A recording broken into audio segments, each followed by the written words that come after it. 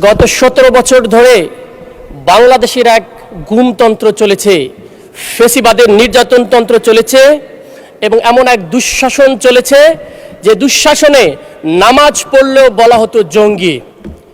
সেই রকম একটা ইসলামোফোবিক সিচুয়েশন থেকে আমরা আজকে পার্লামেন্টে দাঁড়াইতে পেরেছি। এই জন্য আল্লাহর দরবারে শুকরিয়া আদায় করতেছি, আলহামদুলিল্লাহ।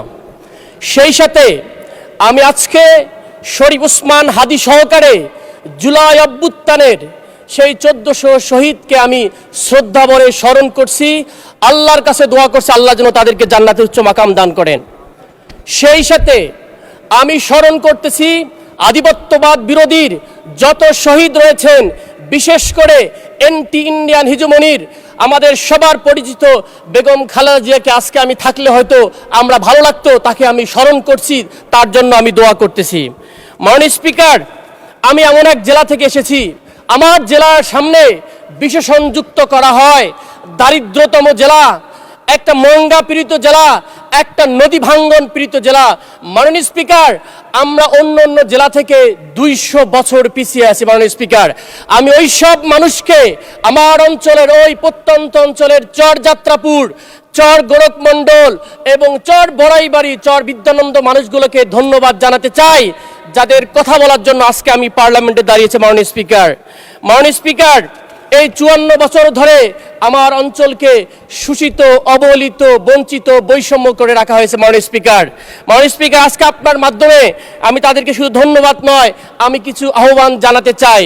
মাননীয় স্পিকার, 25 লক্ষ মানুষের এই জেলায় মাত্র সদর হসপিটালে 25 জন ডাক্তার রয়েছে। মাননীয় স্পিকার, কিভাবে সম্ভব 1 লক্ষ মানুষকে একজন ডাক্তার চিকিৎসা দেয়? এই অঞ্চলের মানুষের জন্য ইমিডিয়েটলি আমার একটা মেডিকেল কলেজ দরকার, অথবা 500 শয্যা বিশিষ্ট হসপিটাল করা দরকার। মাননীয় স্পিকার, শুধু তাই নয়, কোনো আইসিইউর কোনো ব্যবস্থা নাই। আমি রিসেন্টলি ঘুরে এসেছি, 130টা শিশু স্ক্যান নামক একটা শিশু ওয়ার্ডে রয়েছে, কোনো ডাক্তার নাই, কোনো ধরনের ব্যবস্থা নাই। আমরা সেই জেলা থেকে এসেছি। মাননীয় স্পিকার, মাননীয় স্পিকার, আমার একটা উপজেলা আছে সংসদীয় আসনে, ফুলবাড়ি উপজেলা, 53 বছর নয় 55 বছর ধরে একটা ব্রিজের অভাবে আমরা এখানে মাননীয় আমাদের যে ত্রাণমন্ত্রী, সেই লালমনিরহাট দিয়ে ঘুরে 1.5 ঘন্টা ঘুরে আমার সেই উপজেলা যেতে হয়। মাননীয় স্পিকার, সেই বাংটুর ঘাটের মানুষে আমাদের একটা ব্রিজ দাবি। মাননীয় স্পিকার, মাননীয় স্পিকার, আমি যখন দাঁড়িয়েছি, আমার অঞ্চলের মানুষের এখনো নদী ভাঙ্গন রয়েছে। প্রতিদিন সকালে শত শত মানুষ আমার বাসায় এসে বলে, আমাদের নদী ভাঙ্গন কবে দূর হবে? আমরা 12 মাস ধরে গড়ি, 9 মাস ধরে গড়ি, আর 3 মাস ধরে ভাঙে।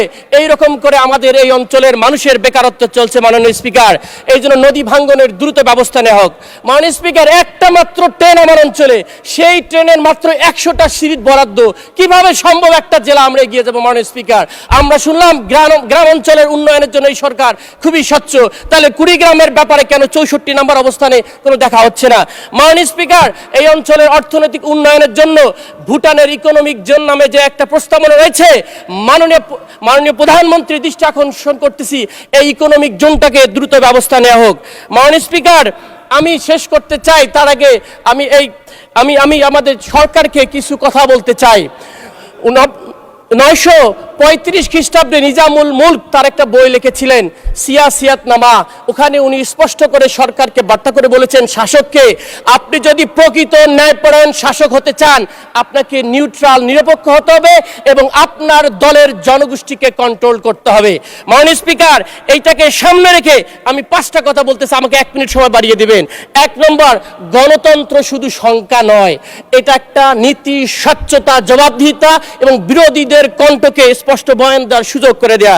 মাননীয় স্পিকার, 2 নম্বর, বাংলাদেশের সার্বভৌমত্ব শুধু সীমানায় নয়, অর্থনৈতিক সার্বভৌমত্ব, রাজনৈতিক সার্বভৌমত্ব এবং আধিপত্য বিরোধীর একটা কালচারাল বাংলাদেশি কালচার থাকা দরকার। মাননীয় স্পিকার, মাননীয় স্পিকার, সর্বশেষ বলতে চাই, প্রতিষ্ঠান যদি না টেকে বাংলাদেশ রাষ্ট্র টিকবে না, সরকার টিকবে হয়তো। এই প্রতিষ্ঠানের স্বচ্ছতার জন্যই এই জুলাই অভ্যুত্থান, জুলাই সনদ, এই রিফর্মটাকে, মিশনটাকে নেওয়া হয়েছে। মাননীয় স্পিকার, সুতরাং আমি চাই আপনারা এই জুলাই সনদের স্বচ্ছতার সহিত বাস্তবায়ন করবেন। আমরা যখন এলাকায় যাই মাননীয় স্পিকার, খুবই কষ্ট লাগে। আপনি আমাদের অভিভাবক, আপনারা দেখেন একজন চেয়ারম্যানের একটা বসার জায়গা আছে, একজন উপজেলা চেয়ারম্যানের একটা বসার জায়গা আছে, আমি তাদের বিরোধিতা করতেছি না। একটা জেলা চেয়ারম্যানের বসার জায়গা আছে। মাননীয় স্পিকার, আমরা সংসদ সদস্য কোনো বসার জায়গা নাই।